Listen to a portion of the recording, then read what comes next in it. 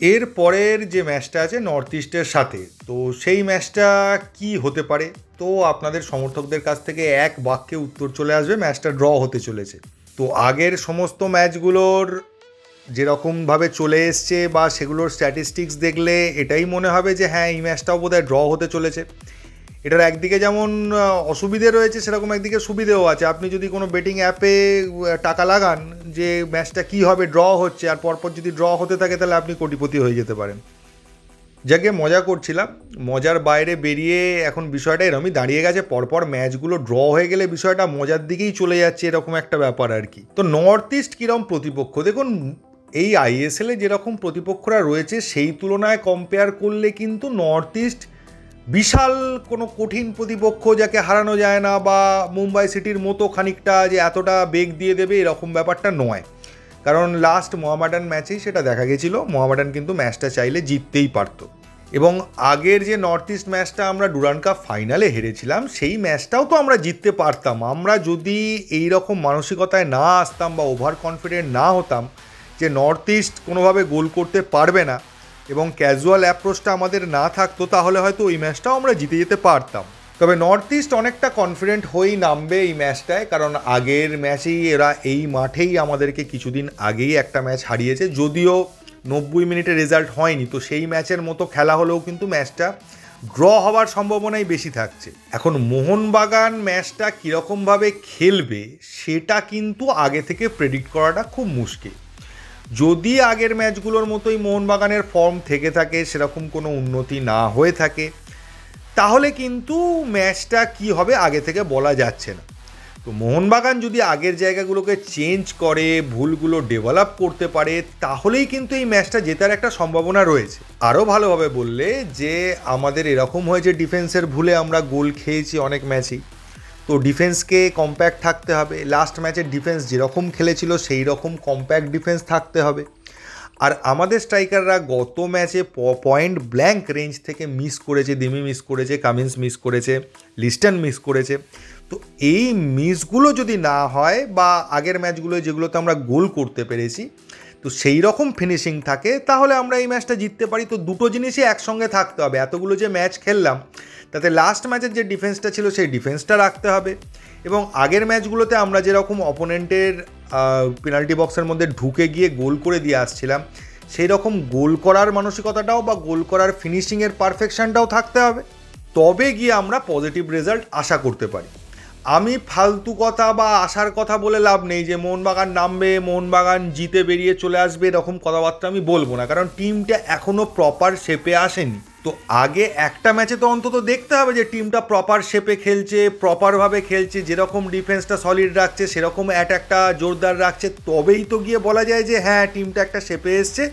এরপর যে কোনো টিমের সঙ্গে খেলা হলে মোহনবাগানের জেতার চান্স সব থেকে বেশি থাকবে, তবেই বলা যায়। কিন্তু সেই জায়গাটা এখনও রিচ করতে পারছে না মোহনবাগান। এটা কোনো হতাশার ব্যাপার নয় যে টিমটা করতে পারছে না, ম্যাচ জিততে পারছে না। এটা বাস্তব যে যে জায়গায় টিমটা দাঁড়িয়ে আছে সেখানে হচ্ছে না। তবে আমরা এটাও জানি প্রত্যেকে যে টিমটার মধ্যে পোটেনশিয়াল রয়েছে। এই টিমটাই কিছুদিন আগে অনেকগুলো গোল করেছে, কিন্তু সেই ম্যাচগুলো ড্র করেছে ডিফেন্সের ভুলে। অথচ আগের ম্যাচটায় ডিফেন্স কিছুটা সলিড দেখিয়েছে। হ্যাঁ, এটা অনেকেই বলতে পারেন যে রাফসান সেইভাবে অ্যাটাক করতে পারেনি বলে হয়তো ডিফেন্সটা সলিড দেখিয়েছে, সেটাও আমি অস্বীকার করছি না।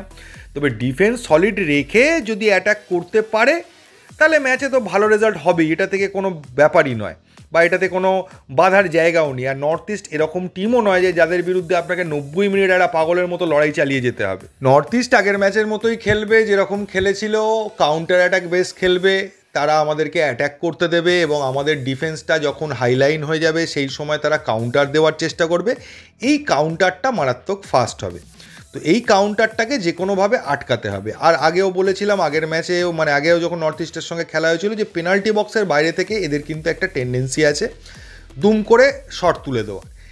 জিতিন এমএসকে ফ্রিলি খেলতে দিলে হবে না। আগের ম্যাচে যেটা পেড্রো পেনালি করেছিলেন, যে জিতিনকে ফট করে এক জায়গা থেকে তুলে অপোজিট সাইডে দিয়ে দিয়েছিলেন, তো তখন কিন্তু সে বারবার পেনিট্রেট করে ঢুকে যাচ্ছিল। তো দুটো সাইডকেই আমাদের এরকমভাবে খেলতে হবে যে জিতিন এমএস যেদিকেই থাকুক সেই দিকটা কিন্তু তাকে লক করতে হবে। তাকে ফ্রি খেলতে দিলে সে কিন্তু আমাদের ডিফেন্সের মধ্যে যখন তখন ঢুকে গিয়ে আমাদের মনোবলটা ভেঙে দেবে, বা বলতে পারেন একটা গোলও করে দিতে পারে, নিয়ে আমাদের একটা ঝটকাও দিয়ে দিতে পারে। আমরা কোচের দুরকম স্ট্র্যাটেজি দেখেছি। প্রথম হাফে পুরো ফুল টিমটাকে নামিয়ে দিয়ে গোল তুলে নিয়ে সেকেন্ড হাফে ডিফেন্ড করা, সেক্ষেত্রেও আমাদের টিম খুব একটা সলিড দেখায়নি ডিফেন্সের ক্ষেত্রে। আর আগের ম্যাচে যেটা করার চেষ্টা করেছিলেন মলিনা, সেটা হচ্ছে যে ফার্স্ট হাফটা বুঝে খেলে তাদেরকে আটকে সেকেন্ড হাফে অল আউট অ্যাটাকে যাওয়া, সেক্ষেত্রেও টাইমিংয়ের মিস হয়েছিল, অনেক দেরিতে চেঞ্জেস করা হয়েছিল, যার ফলে ওই সময় গোল তুলতে পারেনি। এবং সেই চেঞ্জেসের সময়ও মেন যারা কনভার্ট করবে, কামিন্স এবং দিমিত্রি, তারা দুজন কিন্তু 90 মিনিট ধরে খেলে ক্লান্ত হয়ে গেছিলো। তো এই দিকগুলোকে মাথায় রাখতে হবে। যদি আমাকে পজিটিভ চেঞ্জ করতে হয়, যদি মনে করি যে আমি সেকেন্ড হাফে ওদেরকে ফুল প্রেজেন্ট অ্যাটাক করব, তাহলে সেক্ষেত্রে আমাকে কিন্তু জেমি ম্যাকলারেনকে ইউজ করতে হবে, কামিন্সের জায়গায় জেমিকে ইউজ করতে হবে, আর দিমির জায়গায় গ্রেগকে সেকেন্ড হাফে সেক্ষেত্রে ইউজ করতে হবে, কিন্তু সেটা অনেক আগে থেকে। গ্রেগ না নামলে অ্যাট্যাক তৈরি হবে না, গ্রেগের ওপর টোটালটা ডিপেন্ড করে আছে। তো গ্রেগকে আপনি কোন সময় ইউটিলাইজ করবেন সেটা টোটালি ডিপেন্ড করে আছে কোচের ভাবনা চিন্তার উপর। যদি আপনি ফার্স্ট হাফে গ্রেগকে ইউটিলাইজ করেন, সেক্ষেত্রে একটা সুবিধে হচ্ছে যে বাকি প্লেয়াররাও ফ্রেশ রয়েছে এবং গ্রেগের সঙ্গে তাল মিলিয়ে খেলতে পারবে এবং অ্যাট্যাকটা অনেকটা সলিড হবে। কিন্তু সেক্ষেত্রে সেকেন্ড হাফটা আমাকে পুরো ডিফেন্স করে অপোনেন্টকে আটকাতে হবে, তাহলে অপোনেন্ট কিন্তু গোলটা শোধ করে দেবে। আবার আপনি যখন গ্রেগকে সেকেন্ড হাফে নামাচ্ছেন, গ্রেগ যাদেরকে বল বাড়াবে তাদেরকেও কিন্তু তাহলে চেঞ্জ করতে হবে, কারণ তাদেরকে আমি একই রেখে দিলাম, তারাও 90 মিনিট পেরিয়ে যাওয়ার পর ক্লান্ত হয়ে গেল, সেক্ষেত্রে জেসন কামিন্সকে আমাকে তুলে নিয়ে গ্রেগের সঙ্গে একই সঙ্গে জেমি ম্যাকলারেনকেও ইনপুট করতে হবে টিমে, তবে গিয়ে জায়গাটা কাজ করবে, সেই স্ট্র্যাটেজিটা কাজ করবে। সেটা আশা করি মলিনা এতদিন যে এক্সপেরিমেন্ট করেছেন, আগে পরে সামনে পেছনে সব কিছু করে, আশা করি এতদিনে তিনি বুঝতে পেরেছেন যে কোন সময় কে কি করলে ক্লিক করছে ব্যাপারটা। তবে মোহনবাগান সমর্থকদের অপেক্ষার কিন্তু অবসান হতে চলেছে বলেই মনে করা হচ্ছে নর্থ ইস্ট ম্যাচে, মানে জেমি ম্যাকলারেনকে আমরা প্রথমবারের জন্য মাঠে নামতে দেখতে পেতে পারি, এরকমই একটা সম্ভাবনা রয়েছে। জেমি 100% ফিট আছে, কিন্তু মলিনা তাকে কতটা কখন ইউজ করবেন, কতটা ইউজ করবেন, এটা নিয়ে তো একটা প্রশ্নচিহ্ন থাকছেই। তবে আগের ম্যাচেই জেমি বলেছিলেন তিনি মাঠে নামার জন্য রেডি ছিলেন, তাকে কোচ নামায়নি, তাই তো আশা করা হচ্ছে এই ম্যাচে নিশ্চয়ই কোচ নামাবেন তাকে। এবং মোহনবাগান সমর্থকদের জন্য আরও একটা ভালো খবর আসতে চলেছে যে আগামীকাল রবিবার মধ্যরাত্রি 2টো নাগাদ এরকম একটা খবর পাওয়া যাচ্ছে যে নুনোরেস এসে পৌঁছচ্ছে এবং নুনোরেস সোমবার থেকে প্র্যাকটিসে যোগ দিয়ে দেবে। সোমবার হয়তো প্র্যাকটিস হবে না, সেদিন ম্যাচ আছে, তবে টিমের সাথে সে যোগ দিয়ে দেবে এবং মঙ্গলবার থেকে সে প্র্যাকটিস করবে, ফলে ট্রাক্টর ম্যাচে তাকে আমরা ইউজ করতে পারবো, এরকমই আশা করা যাচ্ছে। তার ফিটনেসের ওপর অবশ্যই ডিপেন্ড করছে যে তার ফিটনেস কতটা প্রবলেম আছে, তার কোনো চোটের সমস্যা আছে কি না, সেইগুলোর ওপর টোটালি ডিপেন্ড করে আছে যে ট্রাক্টর ম্যাচে তারাকে আমরা কতটা ইউজ করতে পারবো বা তাকে পুরোপুরি ফিট পাচ্ছি কি না। তবে নুনোরেস চলে আসে, এটা অবশ্যই যে টিমটা শক্তিশালী হয়েছে বা হবে।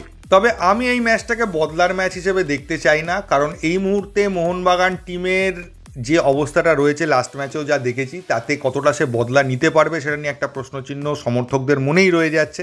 তো যতক্ষণ না মাঠে মোহনবাগান একটা ভালো পারফরমেন্স করছে, একটা ম্যাচ ভালো ব্যবধানে জিতছে, ততক্ষণ আমরা বুঝতে পারছি না অ্যাটলিস্ট ভালো খেলছে, খুবই ভালো খেলছে বা পুরো ম্যাচটা 90 মিনিটস পর্যন্ত পুরোটাই ডমিনেট করছে, ততক্ষণ বলাটা মুশকিল যে মোহনবাগান কতটা ফর্মে আছে আর সেই ফর্মটা দিয়ে নর্থ ইস্টকে হারাতে পারবে কি পারবে না। তবে মোহনবাগান টিমকে কিন্তু এই ম্যাচটা সমর্থকদের জন্য খেলতে হবে, কারণ এই ম্যাচটা যদি আবার ড্র হয় বা আবার কোনো কারণে হেরে যায়, আবার নয় যদি হেরে যায়, তাহলে কিন্তু সমর্থকরা মানসিকভাবে ভীষণ ভেঙে পড়বে এবং তারা মাঠে গিয়ে ভিড় করা থেকে কিন্তু দূরেই থাকতে শুরু করবে, আস্তে আস্তে হতাশ হতে শুরু করবে।